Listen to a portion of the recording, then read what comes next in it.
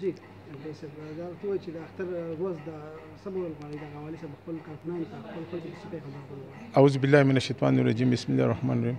د ټول نه مخکې خاوله زه تاسو له مبارکباد در کوم چې مال یو مقرره کړه، بیا زه د خپل طرف نه او د پی کې پور د طرف نه ټول مسلمانانو ته، بیا ټول پاکستانو ته، بیا ټول د ضلع سوات خلکو ته، خویندمندو ته، مشرانو ته، ځوانانو ته د زړه د کومې نه مبارکباد ورکوم، اختر مبارکباد ورکوم. او چونکې خلک ډېر رابطه کې ډېر راځي، خو تاسو ته پته چې زمونږ د حکومت هم دا پروګرام د خلکو ته ولې چېرې ډېر لکه ګزاره کوي، پابندي وکوي، دغه چې کم کارونه ده نو دا ډېر په بد حالات دی هسې نه چې نور مشکلات جوړ شي. نو خلک راځي، خو زه د خپل طرف نه د خپل ټول خلکو ته، ټولو مشرانو ځوانانو ته مبارکباد ورکوم.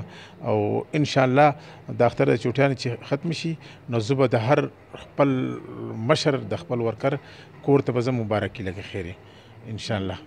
تاسو ګڼئ خلکو له عام ولس له څه کول پکار دی؟ اختر څومره سادګۍ کول پکار دي او د غریبو خلکو څومره؟ ګوره زمونږ د پارټۍ مشرانو او د حکومت مشرانو، وزیر اعلی صاحب خاص کر دا ولي چې چونکې یو غټه حادثه شوې ده، ډېر مسلمانان پکې مړه دي، شهیدان شوي دي پکې، او بله دا کرونا ده، نو د دې وجې نه تاسو د اختر په ډېره سادګۍ باندې وکړئ، پوه شوې که نه. او زه تاسو ته خبره کوم چې به دې کرونا په دې مسله کې کوم چې د وبا د بدې کوم د هغې باوجود زموږ سره د ما د پی کې پور خلک دونه په رابطه کې چې یاره موږ تاریک انصاف ته راځو، ځکه چې په دې کرونا کې چې کوم خان صاحب او صوبایي ګورنمنټ کوم کردار ادا کړو نو موږ د دې نه متاثر یو، موږ تاریک انصاف ته درځو. نو ما ورته چې لږ صبر وکړئ انشاءالله چې دا کرونا د وبا ختم شي نو انشاءالله زه به تاسو له به زه دعوت درکوم چې د صوبې په سطح د صوبې کې به د یو پی کې په سطح د ټولو زیات پروګرامونه زما کېږي د پی کې پور کې خیر انشاءالله. یو سر باندې دغه لویه جلسه هم کړې ده، اوس هم په دې وخت کې خلک په تاسو باندې اعتماد کوي، شمولیت کوي. وجه څه ده په دې وخت کې؟ یو طرف ته مشکلات هم دي خلکو ته چې بل چې شمولیتونه د راشن خو مشکلات ډېر کم دي او ډېر لکه دا خو د ټولې دنیا خبره ده که نه، چې د ټولې دنیا معیشتونه یې تباه کړل.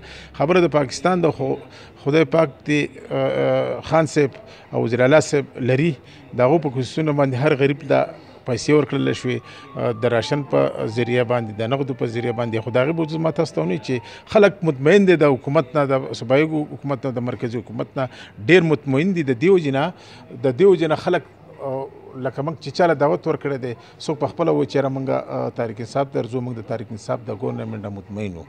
همدغه وجې دا بله ده چې ما وزیر اعلی صاحب له هم دعوت ورکړی دی او بیا مراد صاحب صاحب له هم ما دعوت ورکړی چې یاره تاسو کله غواړئ او په څه ټایم غواړئ او په کم ځای کې وایي نو زه به دله یو عظیم شانه جلسه کوم. کومه جلسه چې تاسو یاده کړه د منګلور په ګراونډ کې بحیثیت یو ایم پی ای، دا د ټولو نه غټه جلسه وه. انشاءالله ما ورته ویلي چې یاره تاسو له به زه داسې جلسه کوم چې د هغې ټول به د خان صاحب سره وي، د هغې ټول به بل چا سره نه وي. بیا چې دا وبا ختمېدو د هغې نه پس بالکل سیاسي دغه یو مقابله بیا زه خو به انشاءالله لکه اوس خلک رابطې کې که کوشش ته ما ورته ګڼه به نه جوړوئ او زه به درځم دعوت به در کوم، پوه شو، ګڼه به نه یې که خیري.